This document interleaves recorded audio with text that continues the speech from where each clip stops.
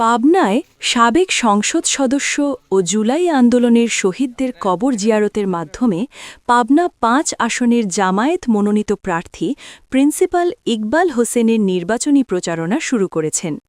Senior reporter Jahangir আলমের প্রতিবেদনে দেখুন বিস্তারিত। ক্যামেরায় ছিলেন সোহানুর রহমান। আজ বৃহস্পতিবার সকালে পাবনা ৫ আসনের সাবেক সংসদ সদস্য মাওলানা আব্দুস সুবহান, মুক্তিযোদ্ধা রফিকুল ইসলাম বকুল এবং জুলাই আন্দোলনে শহীদ জাহিদুল ইসলাম ও মাহবুব নিলয়ের কবর জিয়ারতের মাধ্যমে নির্বাচনী প্রচারণা শুরু করেন। এ সময় উপস্থিত ছাত্র জনতার উদ্দেশ্যে প্রিন্সিপাল ইকবাল হোসেন বলেন, স্বাধীনতা আন্দোলনের মাধ্যমে দেশের মানুষরা দেশ গড়ার যে স্বপ্ন দেখেছিল তা ৫৪ বছরে বাস্তবায়ন হয়নি। দেশের মানুষ আজ হতাশাগ্রস্ত, তারা পরিবর্তন চায়।